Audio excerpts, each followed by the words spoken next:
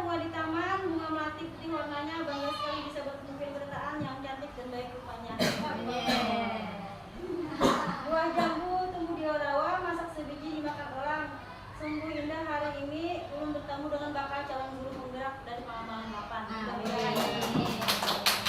Alhamdulillah, puji dan syukur kita panjatkan kehadirat Allah Subhanahu wa taala karena berkat rahmat taufik dan keberkahan yang diberikan bisa bertemu hari ini.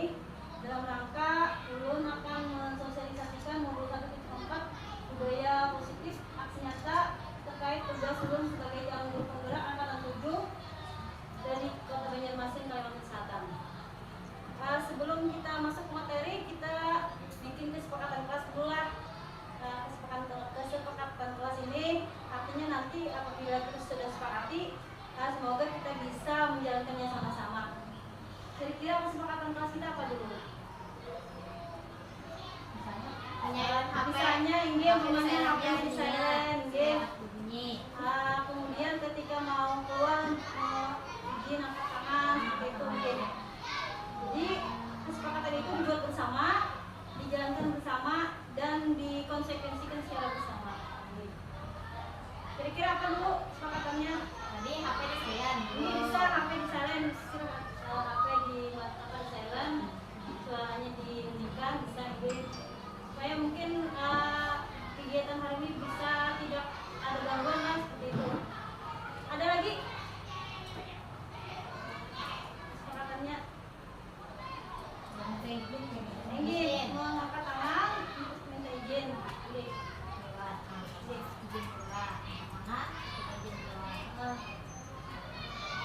Ada lagi yang perlu kita sepakati sebelum materi kita mulai? Bertanya apa ya Pak? Ini bisa bertanya, ketika ini bertanya, kamu bisa. Sama juga. Bisa ditambah lagi satu. Tidur dalam kelas. Tidak boleh tidur. Bisa mendengarkan fokus, ya benar fokus bisa fokus.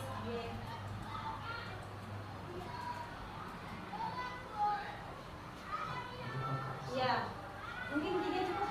Ya, Bapak Ibu ulang. Ulun bacakan kesempatan kelas, diharapkan HP-nya di silent, mengangkat tangan ketika izin keluar dan bertanya, kemudian yang terakhir diharapkan fokus. Sepakat semuanya? Ya. Kita sudah menyepakati bahwa inilah yang harus kita jalankan ketika kita mengikuti kegiatan ini. Terima kasih untuk semua dulu. Baik, kita langsung ke materi dulu. Salam dan bahagia itu menjadi moto pertama ketika kita bertemu. Artinya ketika kita mengucapkan salam, ucapkan keselamatan dan ingin kita untuk tetap bahagia. Sebelum kita masuk ke materi, ingin kita menenangkan hati dan pikiran, kemudian kita arahkan perhatian kita untuk fokus belajar, hadirkan rasa ingin tahu, dan yang penting adalah rasa syukur. Rasa syukur atas kita bisa mengikuti hari ini, dan niat kita di sini tidak lain tidak bukan adalah untuk menuntut ilmu.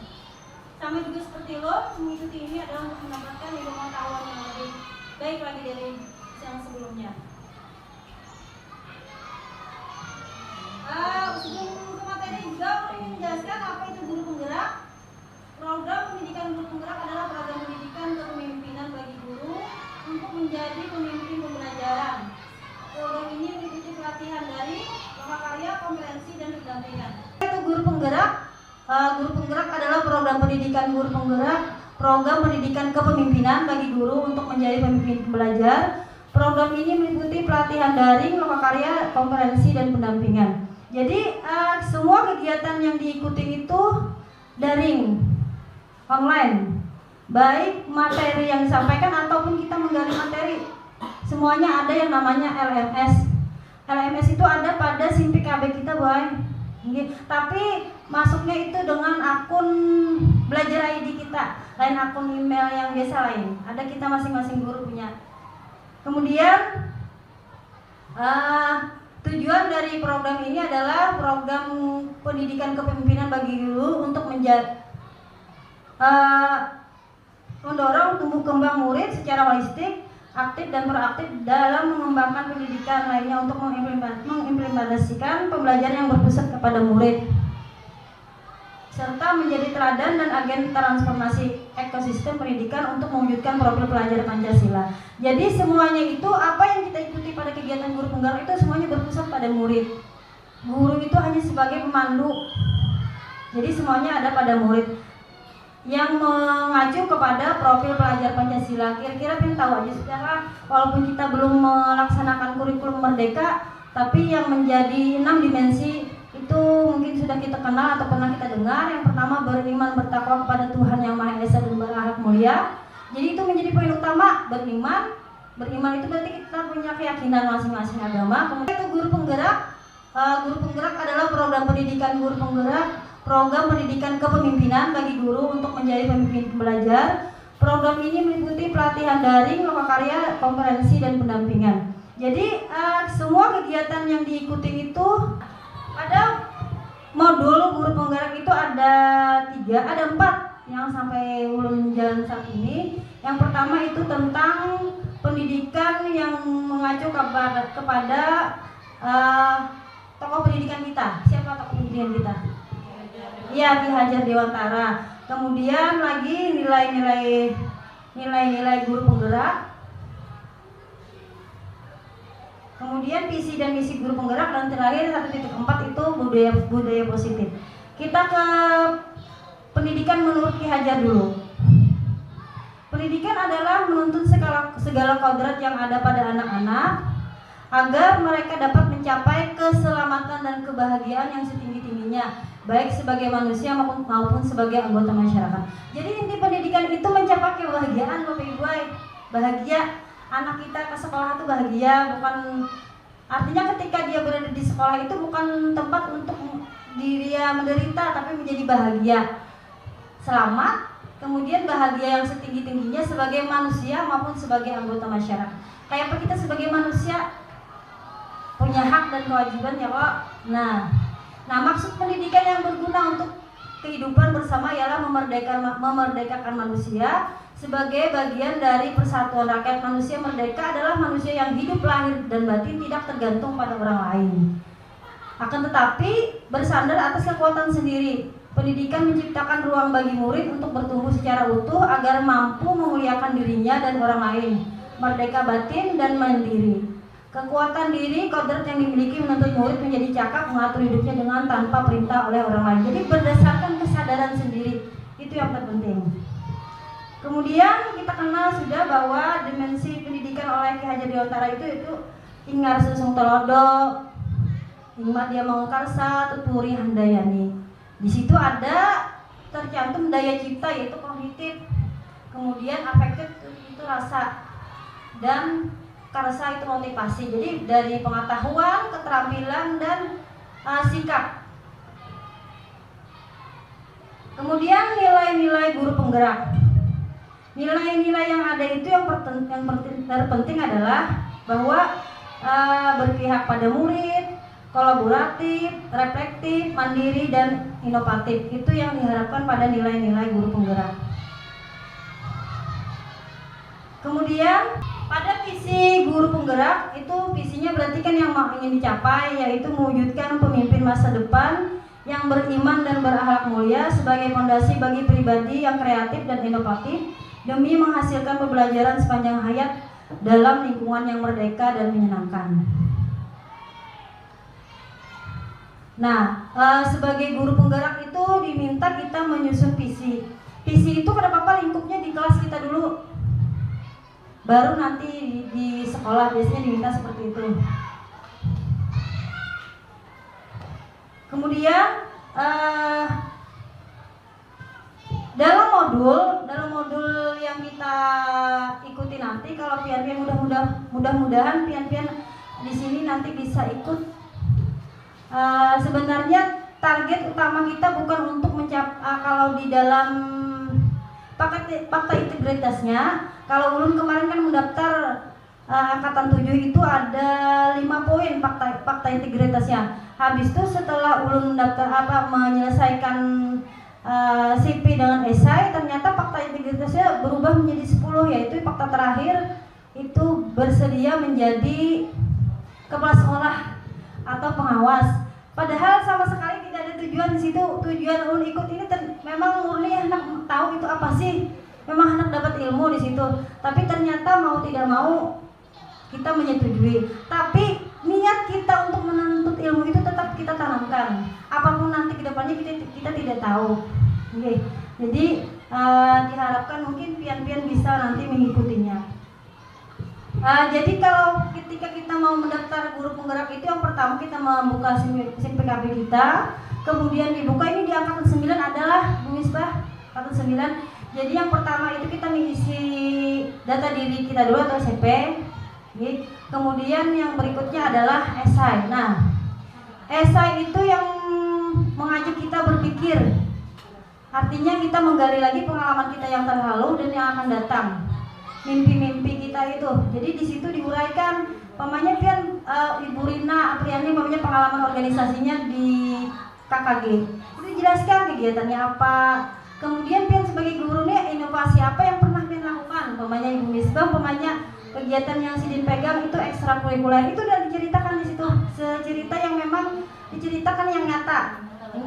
Iya, Bu ya. Di sana gue dibatasi karakter hurufnya sampai berapa? 1000, ada yang 5000, ada yang 1500. Itu apabila kurang dari itu biasanya tidak mau terkirim masuk merah. Tapi ulun yakin pian-pian bisa aja mengarang. Mengarang bebas. Itu artinya pengalaman yang memang kita dapat. Nah, itu bila sudah lulus tahap pertama tadi CP dengan esai, nanti ada pengumumannya bahwa kita masuk ke tahap berikutnya. Tahap berikutnya itu kita akan mengikuti yang namanya wawancara. Wawancara dengan asesor dari pusat itu sebanyak 3 orang. 1 orang moderator, 2-nya yang penanya kita. Jadi wawancara kita. Simulasi dulu. Ini benar, simulasi. Simulasi itu kita simulasi mengajar. Jadi kita buat RPP 1 kali pertemuan. Waktunya itu kurang lebih 10 menit. Dari 3 kan pembuka, inti, penutup. Nah, RPP kita yang kita buat 1 kali pertemuan yang 2 kali 35 menit itu kita bikin jadi 1 kali pertemuan. Kayak apa kita mengemas, kita mengajar seolah-olah kita mengajar di dalam kelas ini ada siswanya. Pokoknya di sana ada namanya Agus, bagaimana? Ada pertanyaan, padahal di kelas kita tuh berbeda, tapi kita mengupayakan bahwa kita ada di dalam kelas itu, anak-anak kita interaktifnya. Nah, seperti itu dalam waktu 10 menit. Jadi mereka memantau kita secara online. Bila waktunya sudah habis dicetak beliau waktunya hampir ini umpamanya. Nah, seperti itu. Kalau sudah selesai, seperti biasa kita yang dilakukan kegiatan penutup tadi. Nah, nanti ada wawancara seperti itu. Setelah mengajar sudah cukup, nanti ada lagi sesi wawancara ditentukan lagi oleh bagian BGP. BGP itu namanya Balai Guru Penggerak. Nah, itu jadi memantaunya itu di SIM PKB. Nanti bagi pian-pian yang mau daftar, ulun akan bantu baik pengisian SMP, esai sampai ke cara menyampaikan pengajarnya, insya Allah. Bukannya ulun itu pengalaman yang pernah ulun dapatkan, insya Allah ulun akan keluarkan ke pian. Baik, dalam modul itu, dalam setiap modul itu pasti itu udah mulai dari diri. Nah, mulai dari diri itu isinya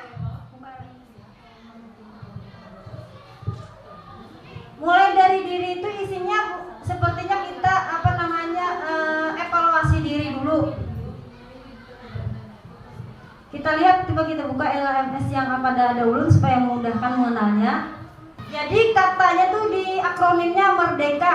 Merdeka itu mulai dari diri, E-nya eksplorasi konsep, R-nya ruang kolaborasi, D-nya demonstrasi kontekstual, E-nya elaborasi pemahaman, K-nya koneksi antar materi, dan A-nya aksi nyata. Dari diri ini biasanya kita membaca esai-esai yang disajikan di modul, kita memahami, menanggapi, itu wajib kita menanggapi. Yang mendampingi kita itu namanya pengajar praktek, itu dari wilayah kita sendiri. Kemudian ada yang namanya fasilitator. Fasilitator itu dari Badai Guru Penggerak Pusat, Bapak Ibu. Itu kita komunikasinya secara online aja. Nah, kita lihat mulai dari diri. Nah, itu mulai dari diri. Nah, isinya itu, itu kita buka di situ ada, kita minta menanggapi, pasti kita disuruh menanggapi. Kemudian yang kedua, eksplorasi konsep itu isi kayak sejenis uraian esai yang memberikan kepada kita untuk menanggapi dari isi materi tersebut. Nah, setelah itu di eksplorasi konsep itu ada namanya forum diskusi. Nah, forum diskusi itu kita diminta berdiskusi dengan kawan-kawan kita. Kemudian R-nya ruang kolaborasi. Nah, ruang kolaborasi itu kita bertemu dengan pasien kita secara online, bertemu dengan teman kita satu wilayah secara online, itu kita ada diskusi nanti. Diskusi secara online, baik tugas-tugasnya pun secara online. Jadi umpamanya kita mendiskusikan tentang materi apa, itu diskusi kita ada nanti ruangnya, kita menggunakan namanya Google Meet. Jadi Google Meet untuk pasien, Google Meet dengan kawan kita. Jadi ada 2, biasanya dibuka linknya. Biasanya itu kegiatannya setelah kita eksplorasi dalam 1 minggu, pada mulai dari diri eksplorasi konsep, baru minggu berikutnya ruang kolaborasi. Ruang kolaborasi ini biasanya waktunya sore, jadi kada melanggar waktu kita mengajar.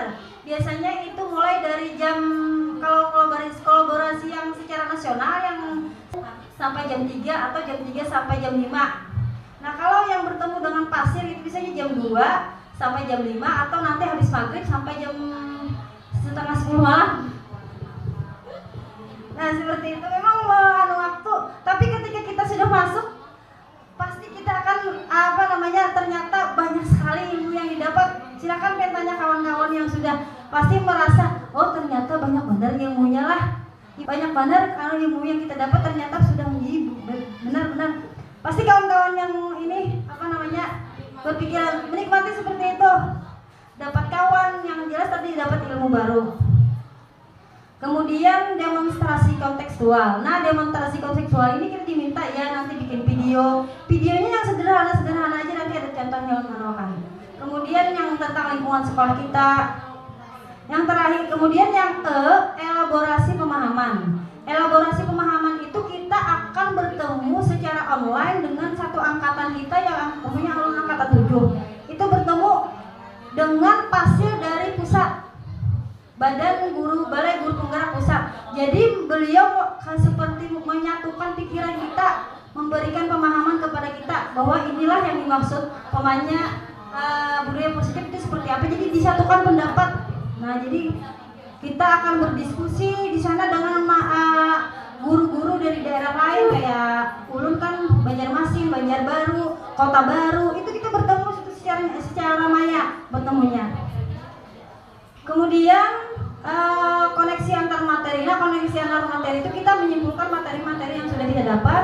Yang terakhir, nah ini aksi nyata. Aksi nyata ini dari materi yang sudah kita buat. Aksi nyata artinya yang kita lakukan setelah mendapatkan materi itu. Kita bikin videonya, umpamanya nanti keyakinan kelas. Kita buat keyakinan kelas kita itu videonya sesuai dengan lingkungan sekolah kita atau kegiatan di sekolah kita, apa yang menjadi budaya baik dari sekolah itu dibikin videonya seperti itu. Baik, kita lanjutlah ke materi utama kita yaitu modul 1.4 budaya positif aksi nyata. Silahkan dinikmati snack yang ada.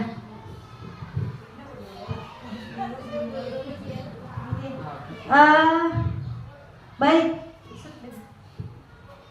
Kita lihat sini ada pertanyaan pemantik. Apakah Anda setuju dengan pernyataan ini?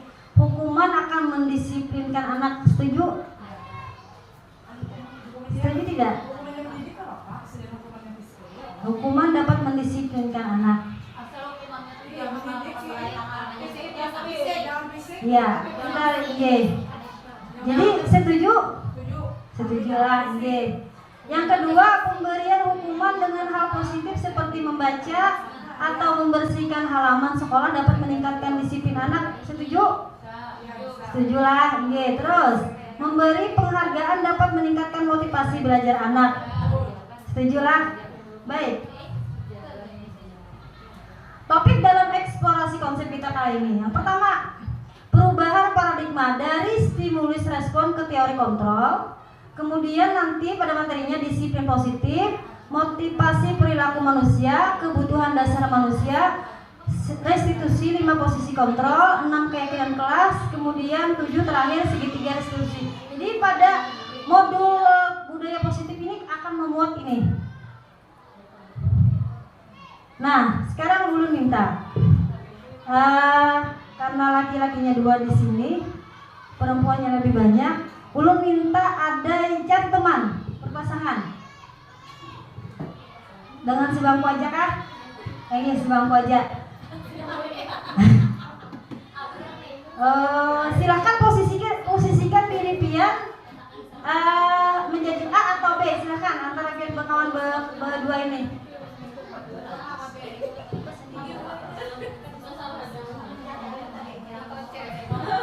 Silahkan posisikan diri pian A atau B, silahkan.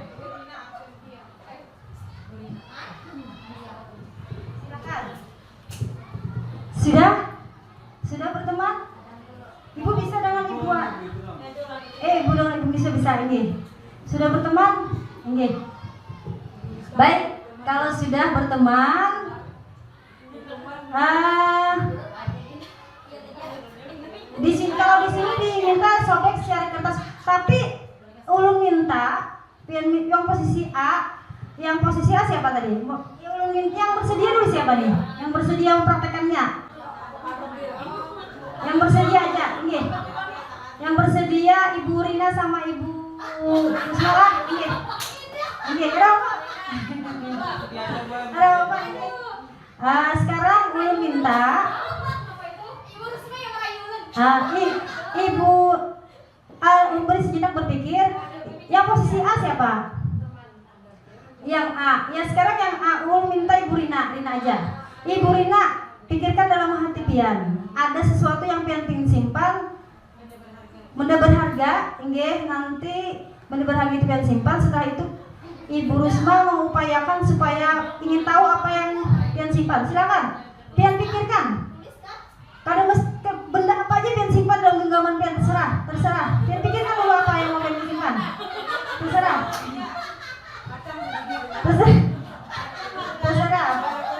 Dalam pikiran pian ini bisa ini.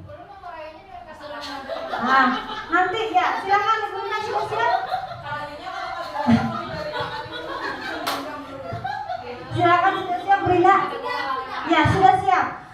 Silakan kepada Ibu yang B, Ibu Rusma, rayu sekuat tenaga dengan berbagai cara untuk meminta Ibu membujuk apa yang ada atau membuka kepalan tangan Ibu Rina Mustika. Silakan bisa ke depan sini. Iya, supaya membuka. Supaya dulu Ibu Rina mau membuka genggaman tangan si Ibu Rina. Iya, membujuk, merayu.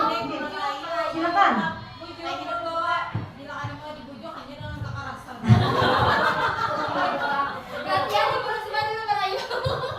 Ya silakan. Ya silakan.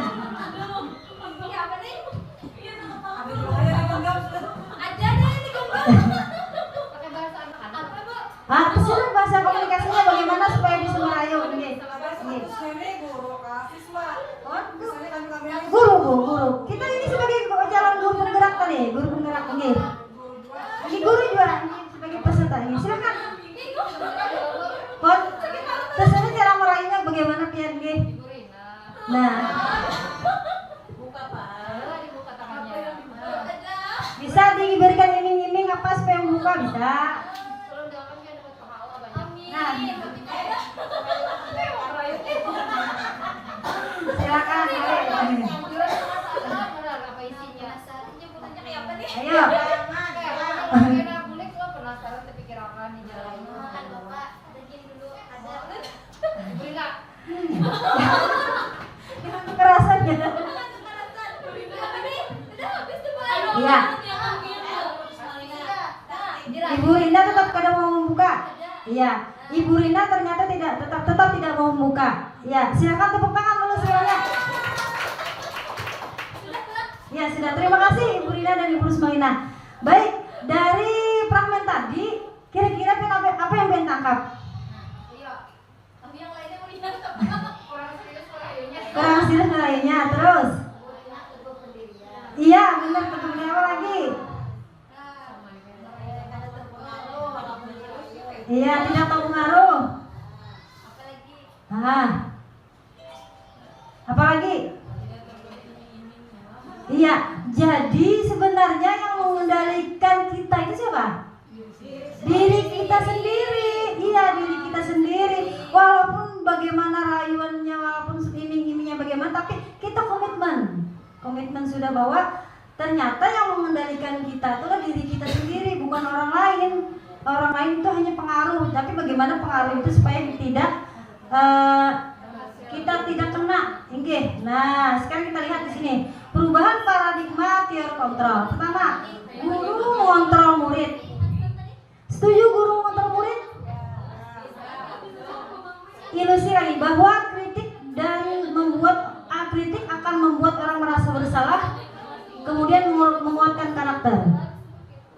Setuju? Kritik itu dan akan membuat orang merasa bersalah dan menguatkan karakter. Setuju?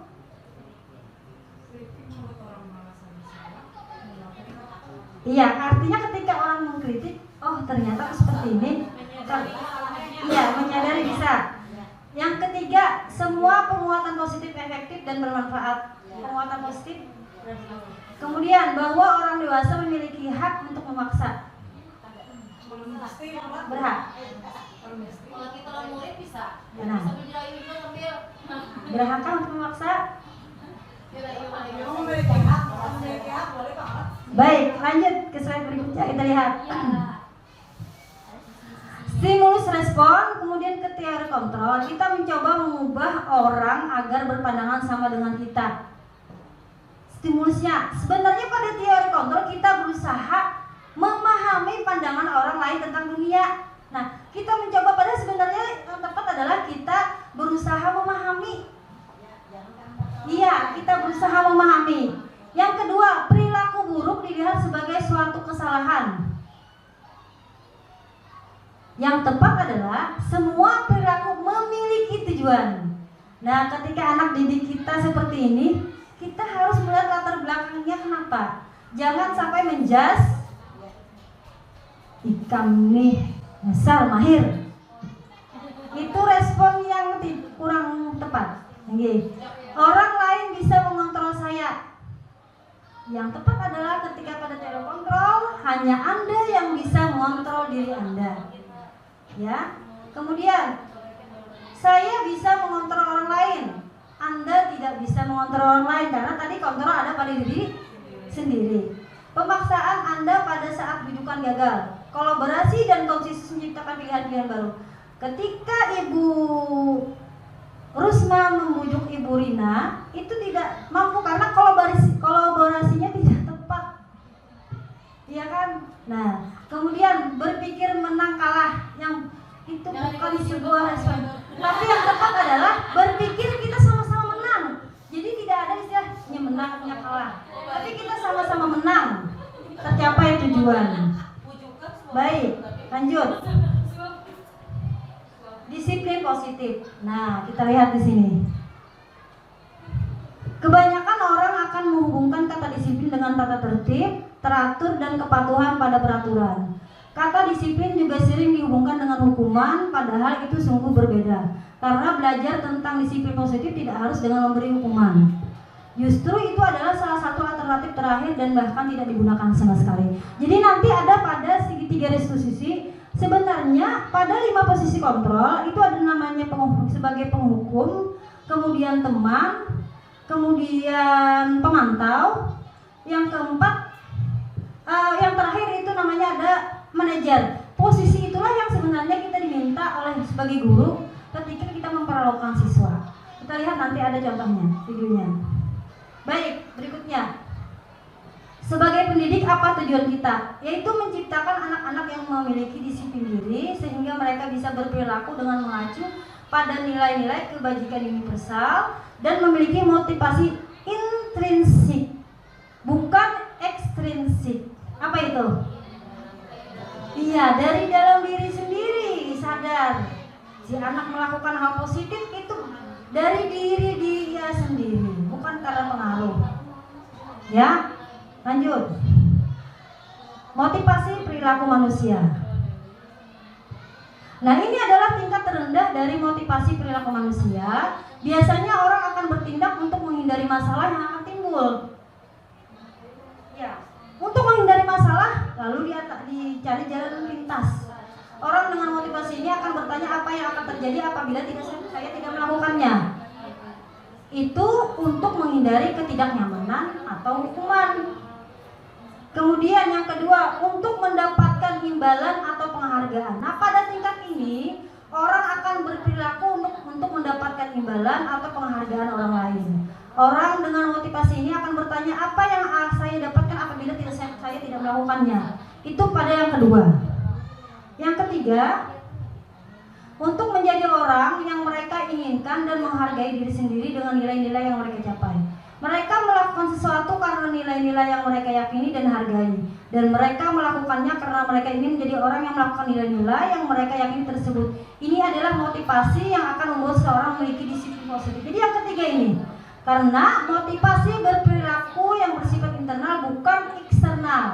Orang dengan motivasi ini akan bertanya, akan menjadi orang seperti apabila saya melakukannya. Jadi punya artinya ketika akan melakukan sesuatu itu berpikir dahulu.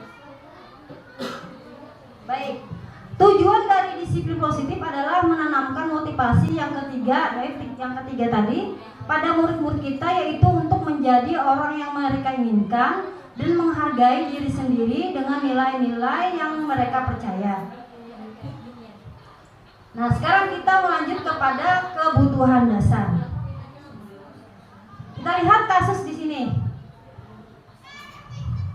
Dinda, seorang anak kelas 3 SD, silakan pian analisis. Begitu tiba di rumah, sepulang dari sekolah, menangis dan mengadu kepada ibunya bahwa dia benci pada Ibu Rani. Ibu Rani nama gurunya. Menurut Anda, menurut Pian, kebutuhan apa yang berusaha dipenuhi oleh Dinda jika jawabannya seperti ini? Ujar Dinda, Ibu guru bilang, aku tidak boleh bersenandung sewaktu mengerjakan tugas. Katanya kelas harus tenang, tidak ada suara. Kan enggak seru, kata si Dinda. Bagaimana tanggapan Pian? Silahkan yang mau menanggapi.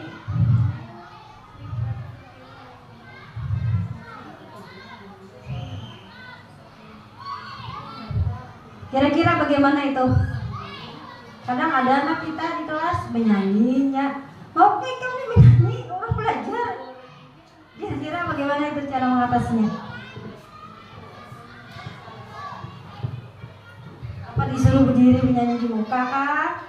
Diberi 3 sampai dulu kan waktu belajar. Nanti ada kalau waktu pakai SBK kan, nanti waktu pas bernyanyi ada waktu. Iya, bisa. Ada lagi? Silakan.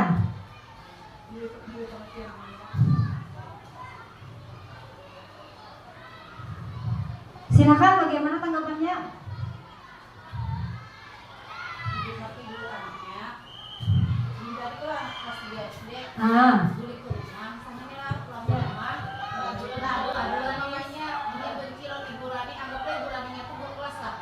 Kelas namanya Bu Rani. Dia ibu gurunya kada boleh bersenandung waktu mengerjakan tugas. Katanya kelas harus tenang. Karena yang ini disuruh misalnya mamanya kami. Si Rani beradu-adu dengan mamanya. Jadi ujar Rani, ujar si Dinda berkisah, Ibu guru, kata Ibu guru, aku tidak boleh bersenandung sewaktu mengerjakan. Jawabannya ini minta dari orang tuanya kak. Kita sebagai guru, Bu. Kita sebagai guru bagaimana mengatasi kasus seperti ini, nggih? Nggih. Kira-kira kita menghadapinya kayak apa? Apakah disuruh menyanyi di muka tadinya atau nggih? Dulu lah di Bano. Ini ada didatangi. Misalnya kan dia duduk di mana? Di ruang. Nggih. Senandung lah. Ini kayak kasus juga nih. Iya. Laris. Datangi. Dia menyanyikan. Bagus nih suara dia. Ya. Malah bahasa akan tampil. Tapi untuk saat belajar ini fokus dulu belajar.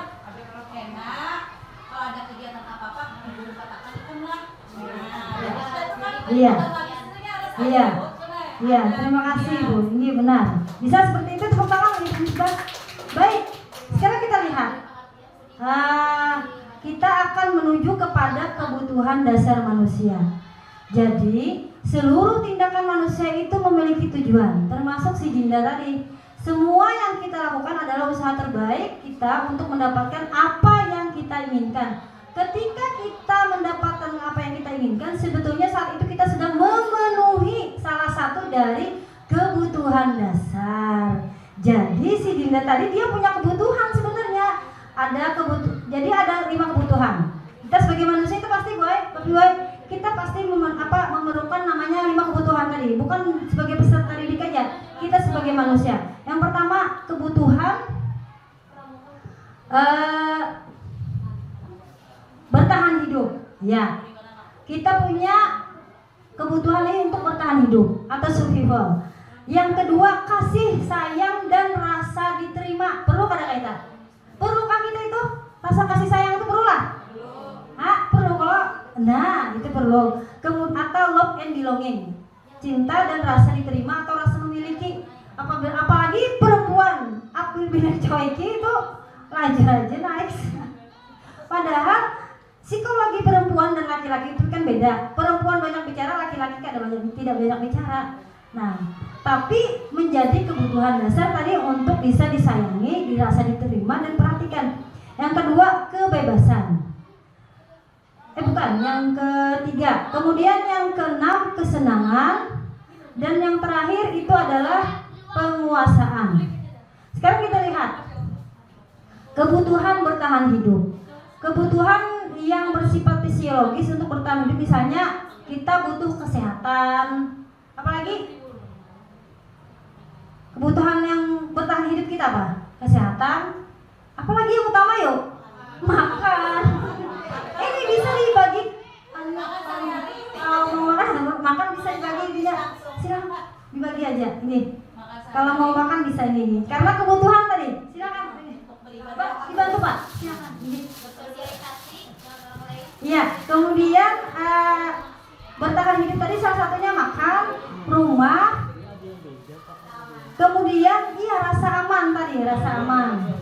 Nah, kemudian cinta dan kasih sayang tadi kebutuhan untuk diterima. Kebutuhan ini 3 kebutuhan adalah kebutuhan psikologis, ya. Jadi kasih sayang ini merupakan kebutuhan psikologis. Apabila psikologis kita terganggu, secara fisik tentu bisa terganggu tadi.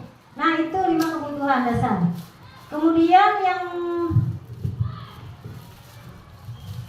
ketiga kebutuhan penguasaan atau kebutuhan atas kemampuan, pengakuan atau kemampuan. Kebutuhan ini berlangsung dengan kekuatan untuk mencapai sesuatu, menjadi kompeten, menjadi terampil, diakui prestasi, keterampilan, didengarkan, memiliki rasa harga diri. Nah, itu juga menjadi kebutuhan. Silahkan bisa makan. Kemudian yang keempat kebebasan. Jadi kita rasa ingin punya kebutuhan dasar, ingin bebas. Apalagi ketika anak itu menginjak usia remaja. Anak yang usia duduk di bangku sekolah menengah pertama itu dan menengah atas, dia seolah-olah tidak ingin diatur ataupun dikungkung oleh orang tuanya. Itu ada lebih dominan kepada kebutuhan kebebasan. Kemudian kesenangan, pasti dia punya kesenangan ya kan. Nah itulah tadi yang namanya posisi kontrol. Si anak siapa tadi namanya? Dinda tadi. Kita itu analisis. Kira-kira dari 5 itu kebutuhan apa yang ingin dipenuhi Dinda? Iya, kesenangannya dia menyanyi. Bisa, benar seperti itu. Jadi ketika kita mengalami suatu dianggap masalah pada anak, kita lihat pada 5 kebutuhan itu. Oh, si anak ini ternyata butuhnya diperhatikan. Anak yang abah mamanya tidak lengkap cenderung minta perhatian. Iya, jadi kita sebagai pendidik kita lihat kebutuhan tadi. jangan hanya menyalahkan si anak. Umpamanya tadi tugasnya terlambat, kita tanya, mungkin jangan ini silakan Bu. Ikam ini terlambat, terus ikam juga yang terlambat. Mungkin bisa disederhanakan bahasa kita, mengkomunikasikan dengan sesuai 5 kebutuhan tadi, seperti itu. Itu namanya 5 posisi kontrol. Sekarang kita lihat di sini, kita simak contoh video bagaimana kita menaruhkan kasus-kasus yang sering terjadi. Tapi ini anaknya anak SMA, Bapak Ibu lah.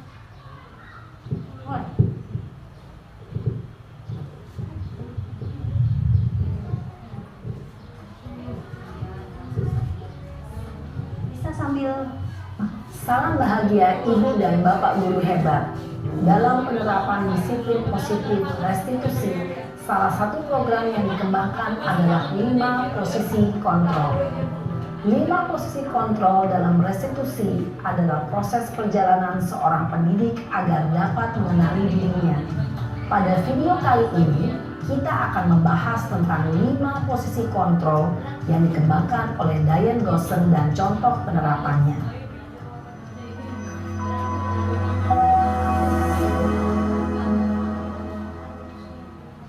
5 posisi kontrol itu adalah 1. Posisi penghukum. 2. Lihat sini posisi kontrolnya. Posisi pembuat merasa bersalah. Kita melihat 3. perilaku Posisi anak. teman. 4. Posisi pemantau atau monitor. Dan 5. Posisi manajer. Kita lihat posisi yang mana yang paling tepat kita sebagai posisi pendidik. tersebut. Mari kita saksikan kasus Naren yang terlambat hadir 20 menit di sekolah dan melihat bagaimana kelima posisi kontrol dalam menghadapi masalah tersebut.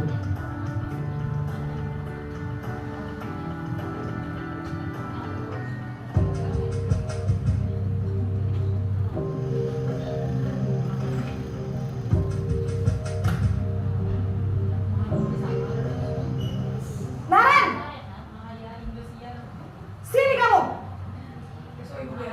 Contoh kasus sebelah ini sebagai penghukum. Selalu terlambat. Kamu deh, pasti terlambat. Maaf Bu, saya Apa?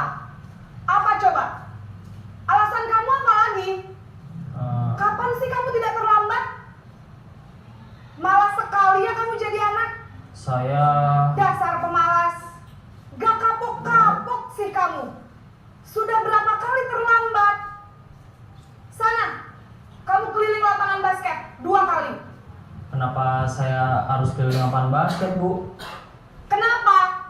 Kamu melawan ibu? Berani-beraninya jawab. Sudah terlambat, masih berani jawab pula. Sekarang, keliling lapangan basket 5 kali sekalian. Biar kapok. Cepat. Pergi sana ke lapangan basket. Nah itu sebagai penghukum lah contoh. Nanti ya dari. Posisi penghukum biasanya berbicara dengan nada tinggi, menghardik, menunjuk-nunjuk, menyakiti, dan menyindir. Hukuman bisa berupa fisik maupun psikis. Ibu dan Bapak guru hebat, dampak yang terjadi pada murid ketika guru berada pada posisi penghukum adalah murid cenderung akan memberontak, bahkan menyimpan dendam.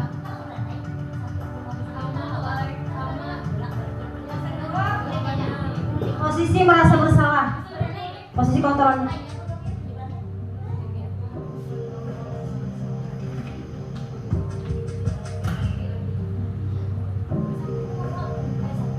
Naren!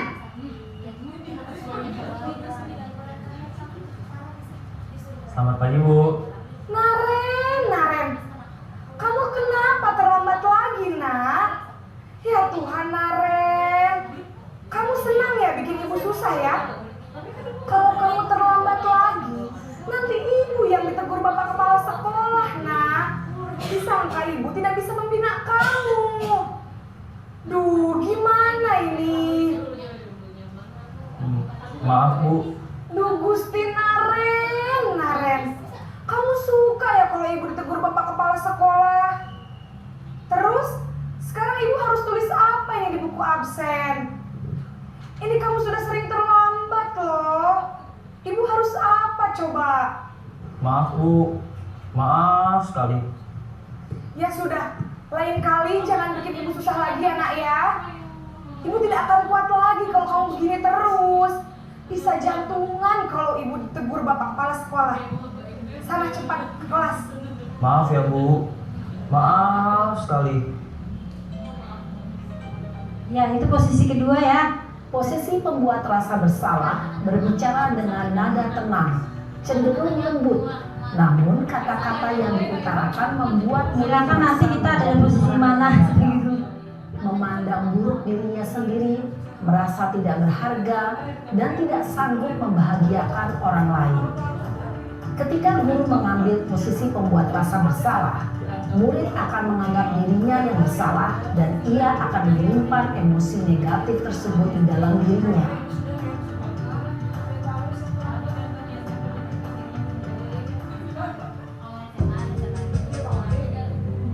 Sekarang posisi teman. Posisi teman ini. Naren,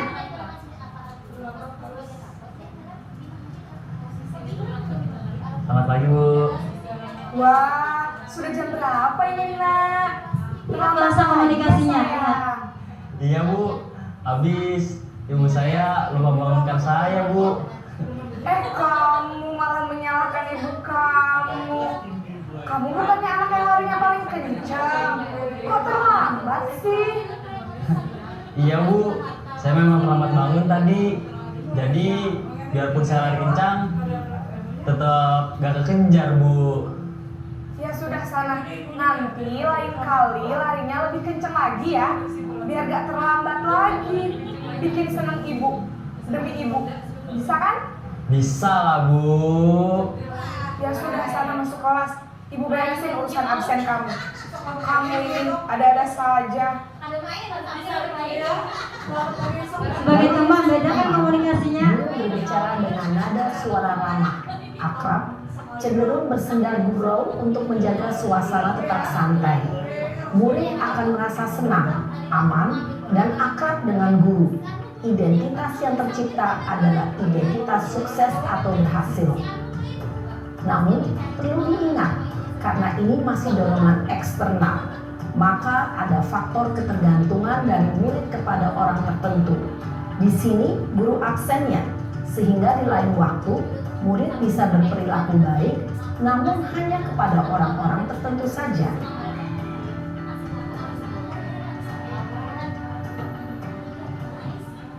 Yang keempat, pemantau.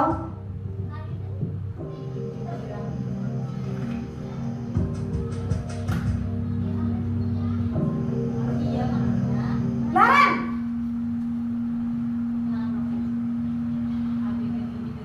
Selamat pagi Bu. Masih terlambat tapi posisi pemantau apa guru. peraturan sekolah kita tentang jam berapa kita harus masuk sekolah, nak? Kita harus di sekolah jam 7 Bu. Iya betul, sekarang sudah jam 7.20. Naren sudah tahu konsekuensinya jika terlambat hadir. Paham Bu. Saya harus tinggal kelas pas jam istirahat selama 20 menit. Ya benar, konsekuensinya demikian. Jadi nanti jam 9.30 pas istirahat, kamu harus tinggal di kelas, kerjakan tugas tambahan untuk ketertinggalan kamu, ya? Baik Bu. Posisi pemantau mengandalkan penghitungan atau data untuk mengontrol murid. Guru mengarahkan murid berdasarkan peraturan dan konsekuensi. Seorang pemantau menunjukkan bahasa tubuh dan ekspresi wajah yang datar dan cenderung formal.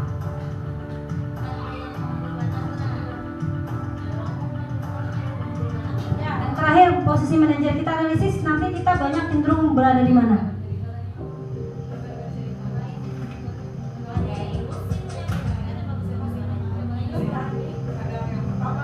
Naren!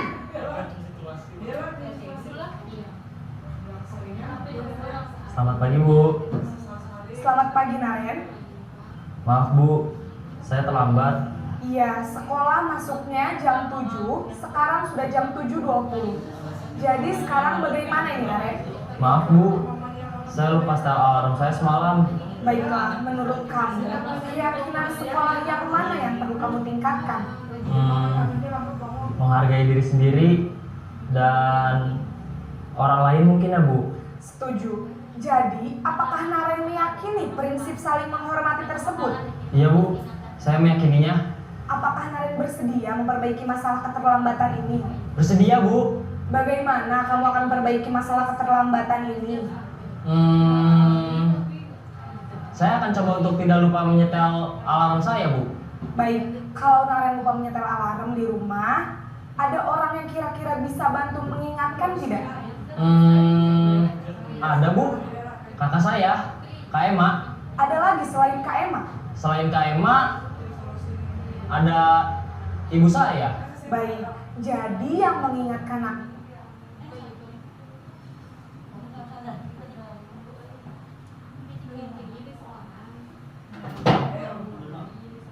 Akan murid murid yang mandiri, merdeka, dan bertanggung jawab. Akan dengan tulus memberikan sikap disiplin Oleh kakak dan ibunda Naren ya. Ada lagi yang mungkin perlu dilakukan Naren agar tidak terlambat bangun lagi. Tidak ada Bu. Baik Naren, terima kasih untuk kerjasama kamu. Sekarang kamu perlu kembali ke kelas untuk belajar. Baik Bu, terima kasih. Posisi manajer adalah posisi kontrol yang disarankan untuk membimbing murid memiliki sikap disiplin yang positif, yaitu murid yang mandiri, bertanggung jawab, dan dapat memecahkan masalah. Tujuan dari posisi ini adalah agar murid dapat berefleksi atas tindakannya. Guru akan dengan tulus memberikan pertanyaan-pertanyaan bermakna, sehingga membuat murid dapat belajar dari kesalahannya dan mencari sebuah solusi untuk menyelesaikannya. Ibu dan Bapak guru hebat, setelah mengamati adegan kelima posisi kontrol tadi, kira-kira posisi mana yang paling... Baik Bapak Ibu, kira-kira yang mana yang sering kita lakukan dan yang terbaik sebenarnya? Yang terbaik manajer apa? Iya, yang terbaik manajer, tapi kita menyadari bahwa itu sering terjadi di antara 5 posisi kontrol tersebut: penghukum, pembuat rasa bersalah, teman, pemantau, manajer. Tapi yang terpenting itu upayakan kita menjadi manajer, ya.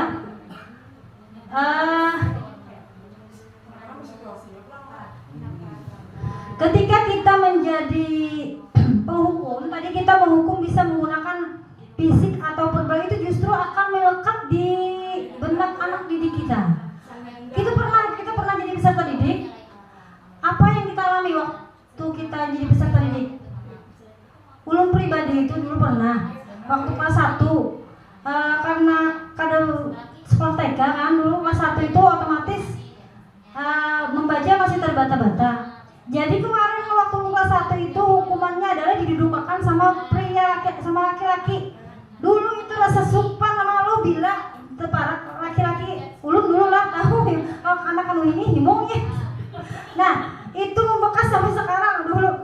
Dulu ingat dulu dihukum ini. Nah jadi seolah-olah hukuman itu tidak tepat ya ketika kita melakukan, karena anak yang usia dini itu ingat apa yang terjadi yang pernah dia lakukan. Sama kan ketika kita mengajar, praktek kan dia ingat. Seperti itu juga kita bisa melakukan hukuman fisik kepada anak didik kita, apalagi sampai dipukul. Ada kan cerita guru-guru kita, ibu ditabok batu kapur oleh kepala sekolahnya. Nah, itu posisi sebagai penghukum itu malah ingatannya, kalau umpamanya dia tidak bisa menerima, bisa dendam dia seperti itu. Dia yang bisa bertahap akhirnya bersambung-sambung hukumannya. Kemudian membuat rasa bersalah itu dengan suara lembut. Kemudian yang posisi teman, kadang kalau anak SMA mungkin bisa posisi teman ya, tinggi, karena jiwanya beda dengan anak di bawah yang SD. Kemudian monitor itu memantau atau mengawasi. Yang terakhir, nah ini yang terakhir tadi, yaitu menunjukkan tanggung jawab guru dalam posisi terakhir, yaitu sebagai mentor. Mentor itu di mana guru bersama dengan murid itu seolah-olah bertanggung jawab terhadap yang sikap yang dia lakukan. Dia menyadari kesalahannya, mendukung di mana murid mempertanggungjawabkan apa yang menjadi perilakunya. mendukung murid agar dapat menemukan solusinya. Jadi si murid tadi punya solusi sendiri. Ke kasus Naren tadi kan, bagaimana supaya tidak terlambat, kata Naren, baik Bu, saya akan menyalakan alarm. Siapa kalau menyalakan alarm, siapa yang bisa mengingatkan, katanya? Kakaknya. Itu kan solusi yang dicetuskan oleh anaknya sendiri. Si guru ini hanya mengarahkan. Nah, mudah-mudahan kita ada di posisi ini. Iya, seperti itu. Baik. Hubungan pada posisi kontrol ini, ya nanti ada yang namanya keyakinan kelas. Nah, keyakinan kelas, mengapa tidak peraturan saja? Nah, keyakinan kelas itu sama yang kita lakukan tadi, kesepakatan. Keyakinan artinya yang kita buat sendiri bersama anak didik. Anak didik sendiri yang menyepakatinya, yang membuatnya. Nah, itu seperti yang Ulun bikin di belakang itu, keyakinan kelas yang sudah Ulun buat bersama anak-anak. Jadi, bahasa keyakinan kelas itu beda dengan peraturan. Peraturan biasanya dilarang membuang sampah, tidak boleh membuang sampah sembarangan. Bahasanya diperhalus, bahasanya lebih abstrak. Bagaimana kira-kira? Coba kira-kira contoh keyakinan kelas yang bahasanya itu tidak menggunakan kata tidak dan dilarang. Bagaimana kira-kira bahasanya? Mengapa tidak peraturan saja? Mengapa harus keyakinan kelas? Mengapa kita memiliki peraturan harus menggunakan helm bila mengendarai kendaraan roda 2? Apa kira-kira? Tujuannya itu agar di situ menggunakan helm. Bahasanya apa? Artinya ketika jangan kalau pakai helm, itu kurang tepat bahasanya dalam membuat keyakinan. Di situ lagi, mengapa kita memiliki peraturan 3M, menggunakan masker, mencuci tangan dan menjaga jarak? Di situ ada bahasanya. Biasanya apa? Gunakan masker, cucilah tangan, jaga jarak. Tidak ada kan jangan kalau pakai masker. Tidak boleh tidak pakai masker. Yang terakhir, mengapa kita memiliki peraturan harus datang tepat waktu pada saat mengikuti pelatihan? Nah, kira-kira keyakinan kelas yang kita buat apa? Supaya anak itu paham bahwa ini adalah sesuatu yang sudah disepakati dan tidak boleh dilanggar. Tapi bahasanya tidak disampaikan dengan kata tidak ataupun dilarang. Apa kira-kira yang pas?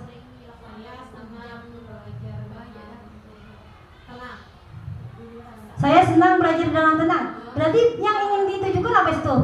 Harus belajar tenang, tidak ribut. Nah, umpamanya lagi dilarang membuang sampah sembarangan. Apa bahasa yang tepat?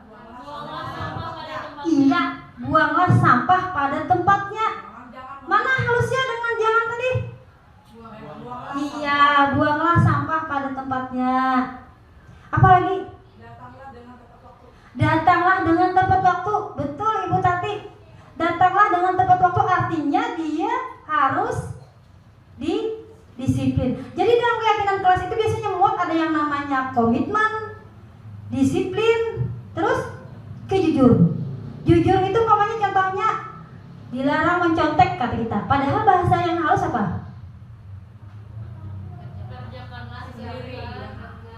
Kerjakanlah dengan jujur. Seperti itu. Nah, itu kita buat secara bersama-sama dengan anak didik kita, disepakati. Artinya mereka sudah sadar, oh aku sepakat sudah bahwa tidak boleh mencontek. Oh aku sepakat sudah bahwa menjaga kebersihan kelas. Ketika itu ada ditanamkan pada diri anak, insya Allah dia tidak akan lagi melanggar. Itu sudah alami. Keyakinan kelas kita inilah, ada boleh lah inilah. Nah, itu dia sadar. Nanti ada video contohkan yang hubungannya dengan anak didik. Jadi itu terjadi tidak dengan keterpaksaan keyakinan kelas tadi. Kalau sebanyak-banyak kalau peraturan kan panjang, kalau Bapak bilang kalau keyakinan ada 5 cukup. Asal memuat tadi ada jujur, disiplin dan komitmen. Nah, bagaimana cara membuat keyakinan kelas? Itu bahasanya tadi sudah bersifat abstrak tadi. Kemudian tidak usah terlalu banyak. Ya, sudah. Baik, kita contoh, ada contoh video keyakinan kelas.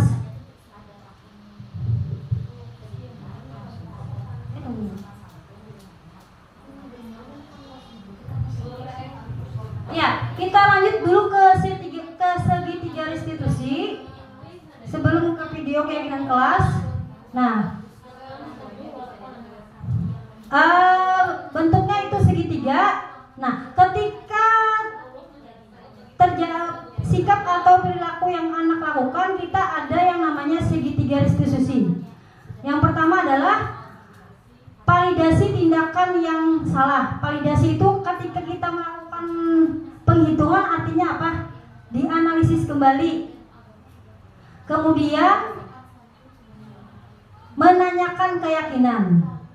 Yang terakhir stabilitas identitas, itu pada segitiga restitusi. Kemudian yang berikutnya, pengertian segitiga restitusi itu apa sebenarnya? Adalah proses menciptakan kondisi bagi murid untuk memperbaiki kesalahan mereka sehingga mereka tidak kembali pada kelompok mereka dengan karakter yang lebih kuat. Itu menurut dosen pada 2004. Restitusi juga adalah proses kolaboratif yang mengajarkan murid untuk mencari solusi untuk masalah dan membantu murid berpikir tentang orang seperti apa yang mereka inginkan. Bagaimana mereka dapat memperlakukan orang lain, masih menurut dosen 96. Nah, manfaat segitiga restitusi ini adalah membantu murid menjadi lebih memiliki tujuan disiplin positif dan memulihkan dirinya setelah berbuat salah. Tujuan menjadi orang yang menghargai nilai-nilai kebajikan yang mereka percaya. Ciri-ciri restitusi adalah bukan untuk menebus kesalahan, melainkan untuk belajar dari kesalahan. Kemudian memperbaiki hubungan. Kemudian tawaran bukan paksaan. Kemudian menuntut untuk melihat ke dalam. Kemudian kebutuhan dasar yang mendasari tindakan anak tersebut. Kemudian adalah cara yang paling baik. Fokus pada karakter bukan tindakan, menguatkan fokus pada solusi dan mengembalikan murid pada kelompoknya tanpa berbuat salah. Baik, selanjutnya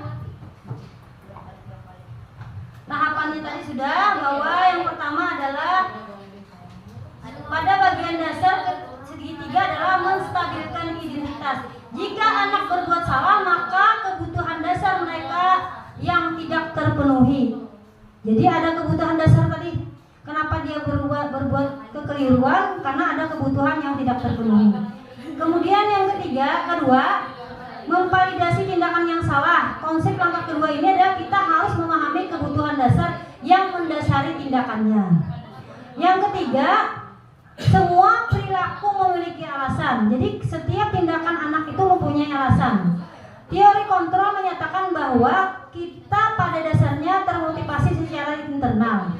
Penting menanyakan kepada anak tentang kehidupan ke depan yang dia inginkan. Jadi intinya ada komunikasi antara kita dengan anak didik. Guru dapat membantu mereka untuk tetap fokus pada gambarannya. Baik. Nah, contoh kalimat-kalimat pada tahapan segitiga restitusi, perhatikan di sini. Tahap pertama, berbuat salah itu tidak apa-apa. Tidak ada manusia yang sempurna. Itu bahasanya, komunikasi kita terhadap anak. Bapak Ibu tidak tertarik mencari siapa yang salah, tapi Bapak Ibu ingin mencari solusi. Jadi ketika kita anak melakukan kekeliruan, kita komunikasikan. Bahasanya seperti itu, berbuat salah tidak apa-apa. Tidak ada manusia yang sempurna. Jadi ketika anak berbuat keliru, salah, jadi nakal harusnya kayak ini. Nah, itu kurang tepat. Tapi yang tepat adalah wajar manusia berbuat salah. Tapi kita arahkan, jangan ditekan dia sudah salah, ditekan lagi, itu malah tertekan di sini, makin emosinya meledak. Jadi kurang baik untuk psikologisnya. Yang kedua, pada tahap kedua, kamu pasti punya alasan. Jadi ketika dia melakukan kesalahan, oh pasti Pian punya alasan kenapa Pian jadi seperti ini, nak. Nah, ditanya seperti itu. Kemudian pada tahap ketiga, nilai-nilai umum, artinya yang sudah menjadi kesepakatan kita apa? Itu untuk segitiga restitusi. Baik, ulun ingin minta waktu Pian menyimak video tentang tentang segitiga restitusi yang sudah praktekkan.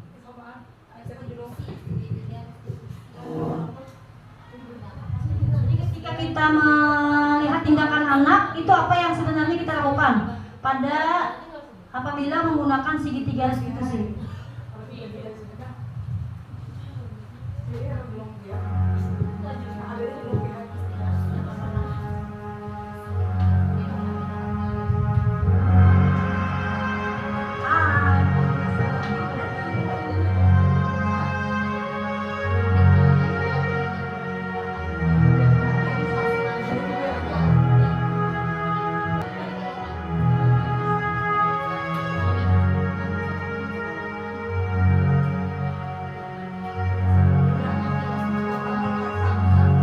Jadi segitiga restitusi ini dialog Pak, dialog kita dengan siswa. Ya, kasus 1. Kasus 1 ketika mengerjakan ulangan harian, dia mencontek. Nah, bagaimana mengatasi anak yang mencontek? Itu kasus 1, ceritanya anaknya mencontek saat ulangan berlangsung. Nah, bagaimana kita mengkomunikasikannya? Nah, padahal kita sudah komitmen bahwa keyakinan kelasnya adalah jujur tadi. Nah, kita ajak komunikasi si anak tadi. Nah, diingatkan keyakinan kita kelas kita apa? Jujur, Bu. Nah, bagaimana supaya kita tetap jujur? Lalu dia bersolusi sendiri. Belajar dengan berdoa, belajar dengan sungguh-sungguh. Nah, artinya solusi itu ada pada dirinya sendiri. Kontrolnya pada dirinya sendiri. Iya, dikomunikasikan dengan anaknya sendiri bahwa dia ternyata bisa aja mengatasinya, cuman tidak dia ketika kita arahkan. Ternyata dia sadar bahwa orang jujur itu harus seperti apa supaya bisa nilainya bagus tadi. Ternyata bangun lebih mengerjakan dengan sungguh-sungguh, belajar, dan jangan lupa berdoa. Nah, intinya tadi berdoa tadi kita kembali kepada profil Pancasila yang ke-1 tadi. Ya. Baik, kasus kedua lah, kita lanjut kasus kedua.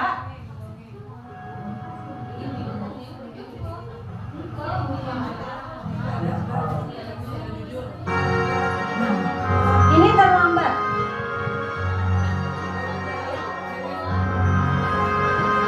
Tiga titik. Ya, aku mau bikin.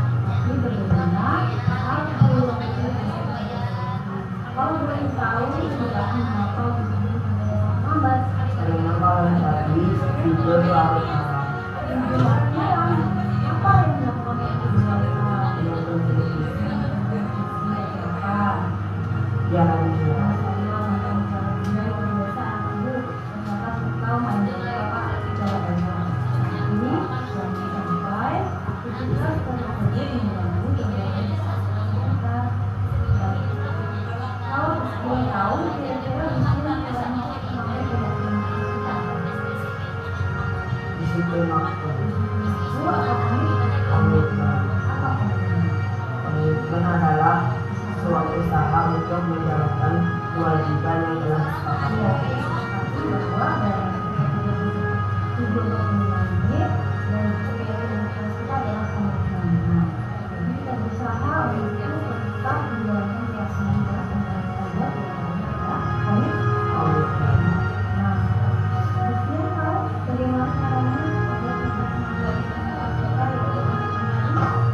Tidak tidur larut malam dan tidak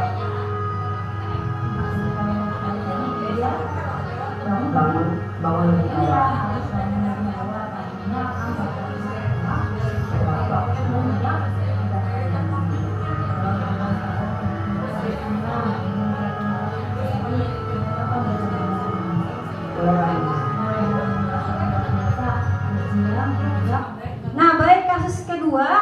itu siswanya terlambat artinya tidak datang tepat waktu. Nah, ketika kita mengkomunikasikannya, kita menanyakan kabar dulu, mengapa terlambat. Dia tahu, nak kita jam berapa belnya, dia sadar jamnya, umpamanya kita jam 7.45 Bu. Ya kan, sekarang ditanya kenapa jadi sampai terlambat? Tidur larut malam. Oh, tidur larut malam. Kenapa tidur larut malam?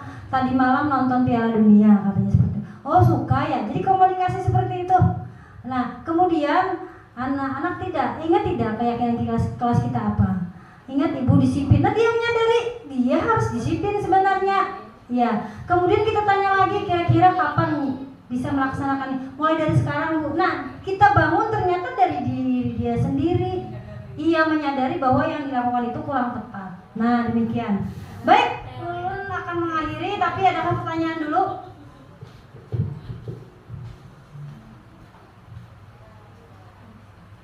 Silakan, ada pertanyaan?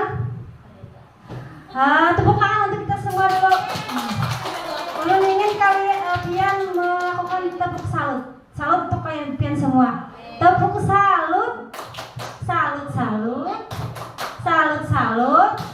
Salut, salut, salut, salut. Salut. Luar biasa, terima kasih.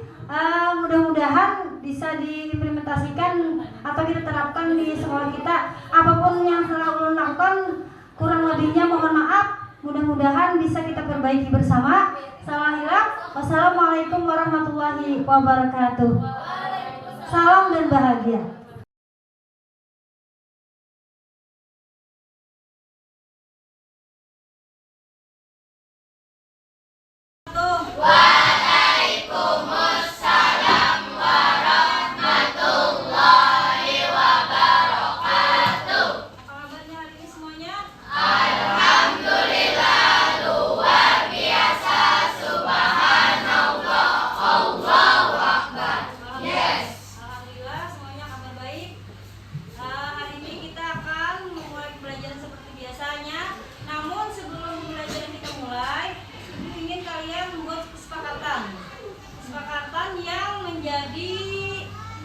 Komitmen bersama, artinya ketika kalian atau kalian sudah menyepakati itu, maka sesuatu yang sudah kalian buat itu harus ditepati atau menjadi komitmen dan janji kalian untuk keberlangsungan pembelajaran lebih aman, nyaman, dan membahagiakan yang lebih utama.